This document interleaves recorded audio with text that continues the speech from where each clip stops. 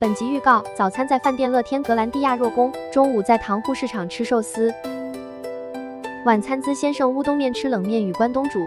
景点有门司港怀旧展望室，以及塘户市场、赤间神宫、赏樱景点小仓城、岭苍山夜景。Let's go！ 第6天早上从乐天格兰蒂亚若宫早餐开始，早餐从7点到9点。 在柔和的日式氛围中，一边享用多样美味餐点，一边感受悠闲时光。早餐有欧姆蛋、火腿与德式香肠，起司蔬菜千层面与炒面和炸物，也有烧麦可选择。手工现做豆腐，入口能充分感受到大豆的甘甜滋味。一旁还有蔬菜炖汤。这里还有鹿儿岛名物鸡饭，是鹿儿岛安美大岛的乡土料理。一旁还有若宫地黄卵可搭配鸡饭。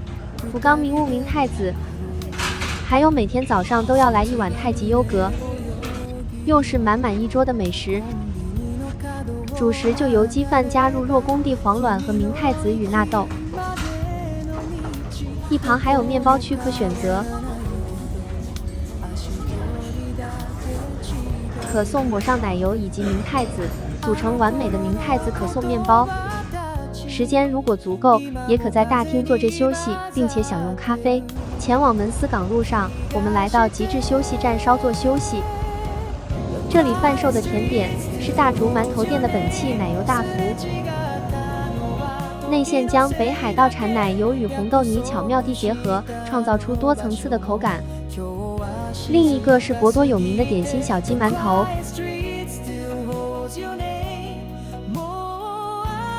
就像日本版的绿豆椪，内馅入口立刻化开。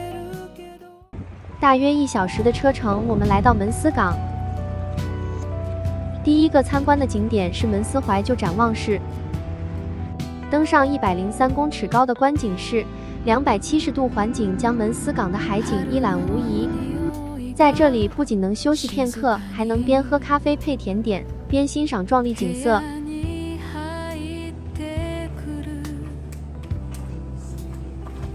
从高处俯瞰，可以清楚看到门司港怀旧地区的红砖建筑群与港湾。辽阔的关门海峡，船只在水面画出白色浪迹，呈现一幅海上大道景象。远方矗立着关门大桥，连接本州与九州，桥身优美而雄伟。接下来，我们前往下一个景点。观景室旁有充满历史韵味的大连友好纪念馆。 这栋红砖洋馆是北九州市的旧门司税关，建于1912年，当时是港口最重要的关税机关。这栋白色拱门建筑里可以买到北九州在地名产和特色纪念品。港边停靠的水素船是一艘氢能与生物柴油的环保观光船。在港湾边，不仅能欣赏美景，还能看到钓客悠闲钓鱼的身影。一旁的蓝翊桥是门司港的地标之一。 桥旁设有某机口打卡装置艺术，是拍照热点。在此也幸运地看到蓝翊桥的开合。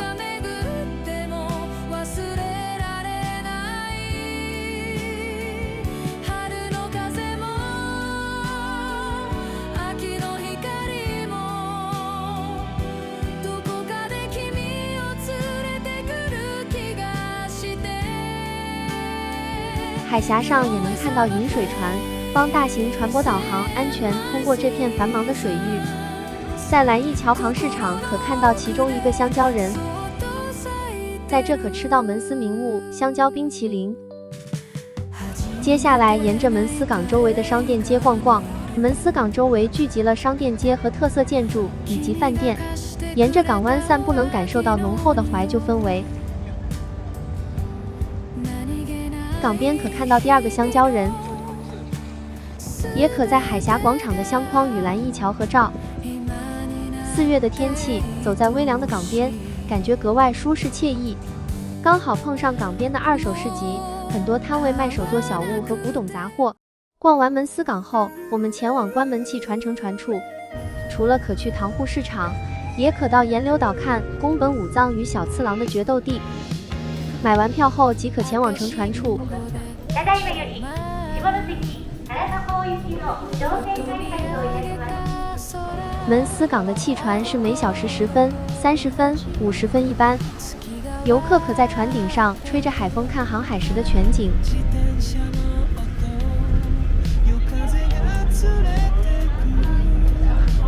一排红砖与现代建筑交错的街景，再往后则是青绿色的群山环抱，形成城市节和山海交织的画面。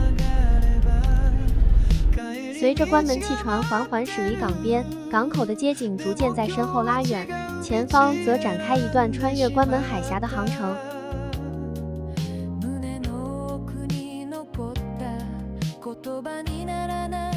大约10分钟的船程，即可抵达下关塘户市场乘船处。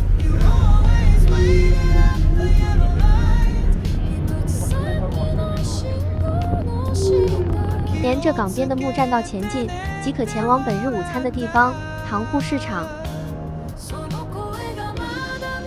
在这里主打河豚料理，在木栈道的店家摆满各种河豚装饰。很快的就来到塘户市场的正门口。市场内有各式的专门店，寿司、冻饭、河豚料理等。河豚刺身、薄片整齐排列成菊花盛开的模样，像一件艺术品。我们是在下关永赐水产河豚专门店购买，主食选择的是名为卡内西的寿司店。与店员说你要哪一个寿司，就会帮你加到塑胶盒内。我点了一个靴子鱼、尾鱼和鲑鱼与炙烧尾鱼，以及一只大虾。另外还加点了一个河豚味增汤。在别的寿司摊位，如果有看到不同的寿司时，也可请店家直接放入盒内。我又再买了尾鱼大腹和干贝寿司。买完食物后，可到面对市场的右边饮食区享受美食。看着海景，吹着海风，听着海声，吃着海鲜，真是赛沟。新鲜现做的寿司拼盘，包含肥美的尾鱼大腹，每一罐都搭配着海洋的鲜味与细致的口感。入口即化的干贝寿司，有名的欧托罗尾鱼大腹寿司，最爱的超长靴子鱼寿司，再来是薄如蝉翼的河豚生鱼片。饭后再来一碗热腾腾的河豚味增汤，有几块河豚肉和一整块河豚尾，值得您花时间来访的好地方。走出塘户市场，步行几分钟就能来到赤间神宫。这里祭祀的是在弹指浦之战中溺亡的幼帝安德天皇。红白相间的水天门建筑，犹如海上的龙宫城般壮丽。从石阶往上望去，一条笔直的参道通往鲜红色的神宫建筑。参拜时可以感受到庄严与宁静的氛围。这块石碑是为了纪念一位名叫春明义雄的人物。他被认为是八指镜的发现者，并将其供奉给了赤间神宫。碑文颂扬了他对神宫的贡献，并以此记录这段传说。站在神宫前，可以眺望关门大桥与关门海峡的绝美景色。赤间神宫旁可看到大会马，中间端坐的是幼帝安德天皇，旁边的白蛇守护住宝珠。离开赤间神宫，我们前往下一个景点。接下来我们来到日清讲和纪念馆。保存这1895年马关条约签订的历史记录。馆内重现了马关条约的谈判现场。清朝的李鸿章与日本的伊藤博文曾在这张桌子上决定近代东亚的命运。这幅金箔屏风画曾经摆设在春帆楼的谈判会场。走回到塘户市场，我们将搭船回到门司港。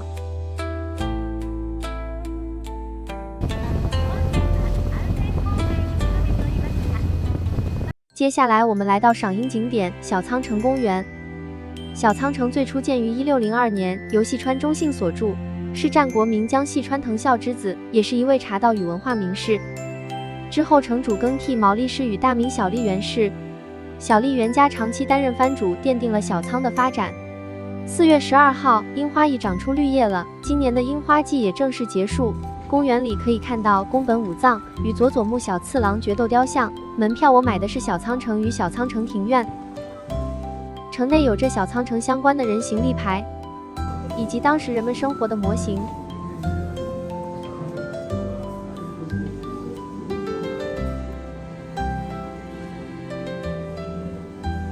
以及各时代藩主的介绍，以及吉祥物小虎仔斗拉恰。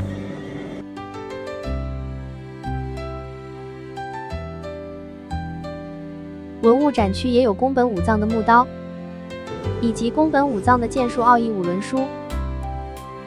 到达天守阁即可俯瞰小仓城周围的市景。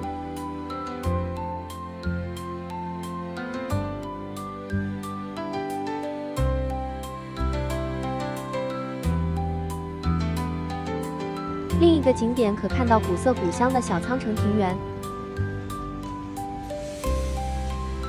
庭园依循传统武家庭院风格建造，典雅而端庄。建筑采用木造结构，展现日本传统工法。长廊与榻榻米房间让人想象武士家族的日常。园中不仅有自然之美，也蕴含历史文化。春天有樱花点缀，柔美浪漫；夏天绿意盎然，池水映照蓝天；秋天枫红似火，色彩鲜明；冬天庭园覆雪，静谧安宁。逛完庭园别急着离开，在门口左边有着小仓城庭园秘境，有着纸伞墙可与小仓城一起入境的美丽拍照景点。小仓城庭园既是观光景点，也是沉淀心灵的场所。接下来是本次行程最后一个景点——闵苍山夜景，有着日本新3大夜景第1名的美称。缆车有不同时段上山与下山，要注意末班车别被留在山上。站了20分钟头箱位置，为了要能坐到山景第1排。缆车内部是斜坡的造型，眼前就是缆车的轨道，靠住钢缆牵引，按车厢缓缓爬上山坡。这样的缆索铁路是日本常见的登山交通工具，也是一种特别的旅游体验。缆车共分2段，到中间时需要换另一台单轨缆车上山。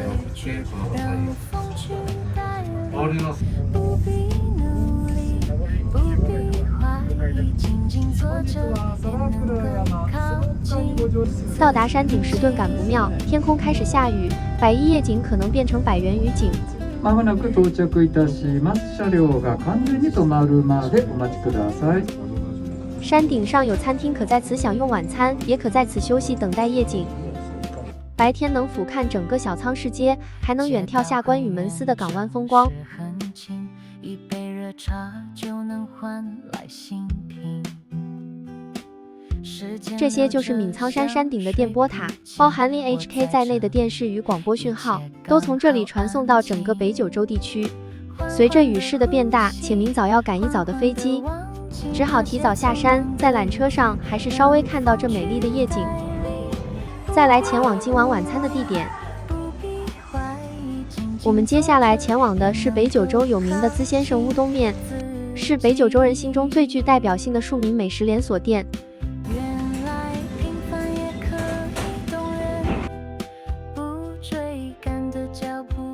甜食就来一个资先生名物牡丹饼，先上来的是关东煮5样加一个福袋，福袋是油炸豆皮吸满了高汤，里面包住一块糯米麻薯，咬下去还能牵丝。套餐的5样分别是鸡蛋、牛筋、萝卜炸豆腐、蒟蒻丝。主食是冷乌龙面套餐，大分量的冷乌龙沾面与天妇罗。天妇罗内容有虾、鱿鱼、南瓜、竹荚鱼、秋葵。再来是有特色的牡丹饼，红豆泥包住糯米的甜食，简单却充满日本风味，是用餐后最好的收尾甜点。另外又加点了一个巧克力冰淇淋，每盘料理完食时会有一个大大的滋字。在此也结束了第6天的行程。第7天旅程最后一天，一样从乐天格兰蒂亚若宫早餐开始。今天早餐法式炖菜换成福冈名物牛肠锅，也是满满丰盛的一餐。饭后即前往福冈机场还车。看到福冈空港国际线，也代表此次的行程进入尾声。感谢您看到这，也不要忘了按赞、订阅小铃铛。我们下次旅程再见。